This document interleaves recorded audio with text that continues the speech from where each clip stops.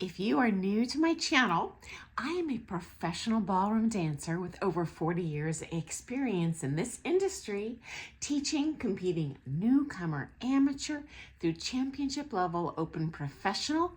And we meet here to share suggestions for competitors, tips on how to make the most of your ballroom dance budget, warning signs to look out for, and some of the crazy stories of things I have seen in the world of dance sport over the past 40 years. Okay, so today's topic, yes, there is a good old boys network in the world of ballroom dance. For those of our friends who are outside of the United States, the term good old boys is a euphemism, maybe a little bit of a derogatory term, for, I'll say in a subculture, the elite power brokers. And they're inevitably a bunch of old people that have been in power a long time, that kind of have this mindset of we pull all the strings, control everything, and sit back and chuckle at the people who have no control. And so it manifests itself in a number of different ways, okay? Now, in most cases, there are close friendships between professionals throughout our industry. Yes, I have shared stories here about pros that utterly hate each other coming this close to fistfights. I've seen that several times, but on the whole, actually, we do get along really well, support each other, give advice, all that good stuff, and are very respectful. But because finances, money is involved in the world of dance sport, alliances are formed with, friendship certainly is a part of it, but they really become, I will say, monetary alliances where we work in cahoots with each other to make the most money. Okay, how does that happen? Okay, number one, a variety of pros and pro-am students who are friends of mine who don't even know each other have come to me complaining privately that when they go to these comps, there are students who show up with a teacher, and that student gets preferential marks at that comp in exchange for that comp owner students patronizing that teacher's comps in another town, so kind of trading money, so to speak. And then they feel when they show up to these comps, regardless of the students dancing, that other dancer or a couple, usually dancers, not so much amateur and pro divisions, but in pro-am especially, those other pro-am students are getting preferential markings.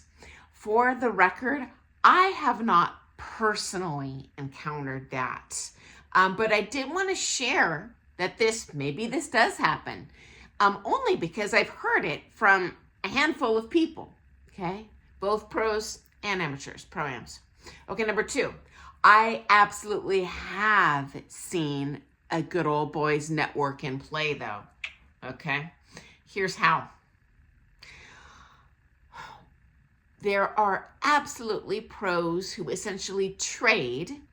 I will bring my students to your comp, or I will judge your comp, and in exchange, you will bring your students and their money to my comp, or you will judge my comp. Because honestly, guys, a lot of teachers don't really want to judge for a variety of reasons. I can get into that in another video, but it can be hard to build that judging panel and meet all the, national org requirements.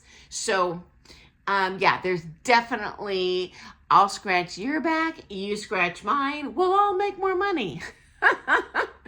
Okay, next up, I have also seen professionals refer their students to visiting coaching. So not another coach permanently, but either, oh, go see this pro in town for, fix your top line, or, oh, I'm flying this pro in, you need to take as many lessons with them as possible. Usually that is for very good reason, but I have seen people do this as a favor to their old school buddies. I myself, having owned the largest ballroom in the country for 15 years, can tell you I had friends. I had people that I had taken coaching from who had, for whatever reason, fallen on lean times. We do, regardless of your skill level, there is an attrition level. You lose students, you get students. So if they're having a lean time, they would call me and be like, hey, can you bring me in for visiting coaching? And in my case, I only brought them in if it truly was legit going to benefit my students. Honestly, guys, I have seen, not most of the time, but I have seen pros fly in that visiting coach, and it's not in the best interest of the student, in my opinion. And I don't want to go into detail because it might reveal who I'm talking about, because I've seen this in my own town, but I have seen it. And so you as a ballroom dancer, especially if you're a competitor, you're not dumb. If they're bringing in, say, you compete in Latin and they're like, oh, you need to take from this American Smooth coach. There better be a darn good reason why. And maybe there is. For example, maybe they know that couple they're bringing in is going to be a judge, at Emerald Ball this year, and you're competing there. Like there may be extenuating circumstances, but definitely want to make sure when you see a visiting coach that it's not just someone's buddy. Likewise, I have seen pros bring in friends just because they want to see their old friends. Because yes, legit, pro dancers are friends with each other.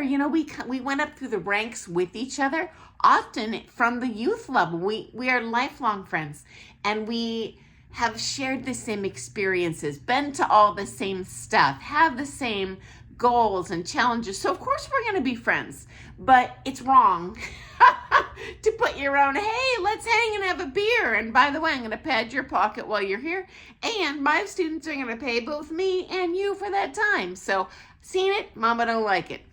So in my opinion, that's part of how that old school good old boys network rears its ugly head, okay? Over the decades, I have even seen vicious enemies. So those pros that I was sharing with you who darn near get in a physical fight, they hate each other so much.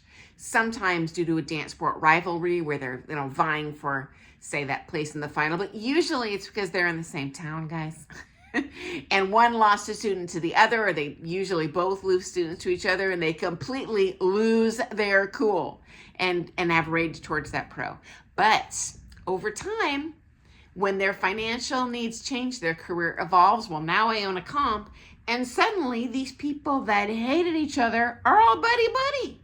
And they're what I would call financial allies. They'll call it a friendship, but in my opinion, it's an unwritten, okay, if we're all in this good old boys network together, we're all going to net and win in the end financially, which honestly, I do think teamwork is beneficial. I would love to see the governing dance sport organizations not be in competition with each other and hate each other, but work in tandem. I do feel that would grow the dance world. It was so ugly, guys, when I was going up the ranks between USABDA, what it was called at that time, and the NDCA. I literally got threats either from coaches or from I remember an email I got from one of these organizations basically threatening me if I were to participate in the comp that was run by this organization that was also kind of a power broker in the industry. Like, how does this help competitors? You as the competitor, in my opinion, should be able to choose what comp you want to go to, what works for your budget. You should choose which teachers you want to take with. It shouldn't be because someone is bullying you into taking with that pro, because their friend's desperate for money or whatever the case may be. Your dancing dollar is hard earned. Okay. And so I really dislike that good old boy kind of comp thing. Fortunately, that is actually getting better with time. Not saying it's good now, but in my opinion, it's way better than it used to be. Okay. I've also seen it rear its ugly head inside of these organizations. I won't say the name of the people or the comps involved because I don't want to out anyone, but those of you who are longtime pros will remember what I'm talking about. There was a major U.S. comp, NDCA sanctioned, that at that time would host annually one of the national titles. So this is a huge kind of feather in the cap of this competition. It draws audience members in.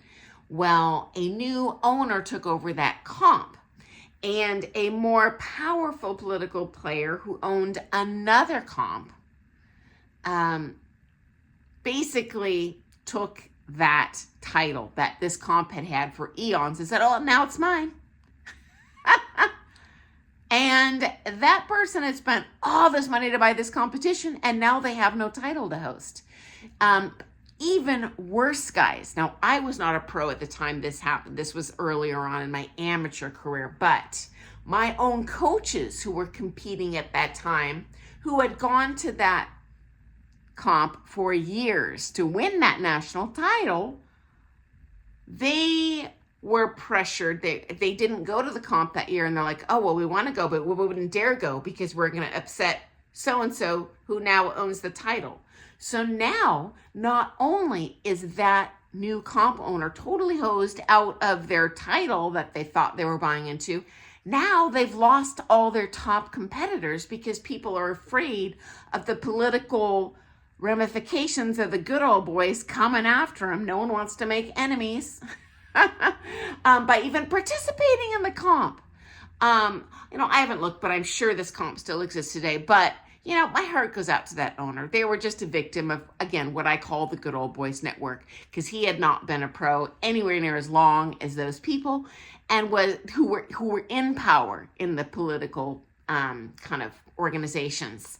And so he also was from a younger generation. So he wasn't, I'll say, like close friends. We tend to be closer friends with the people closer in our age because that's who we went up with the comp circles with. So yes, many of us are genuinely good friends. And that good old boys network is not necessarily just a nefarious grandmaster evil plan to get money out of competitors, but it is. Sometimes I do see that rear its ugly head. So if you are smelling something like that in your neck of the woods, in your comp environment, you're not imagining things. So anyway, guys, I look forward to seeing you tomorrow morning for some more things ballroom dance. If you have your own stories or questions, please share them below. I so appreciate when you guys ask stuff. If you're not comfortable in the comments, people send me private messages on Facebook all the time with questions or stories, and then I can share a response here, and obviously I would never use your name. Okay, guys? So thanks for joining me. Happy dancing. See you soon.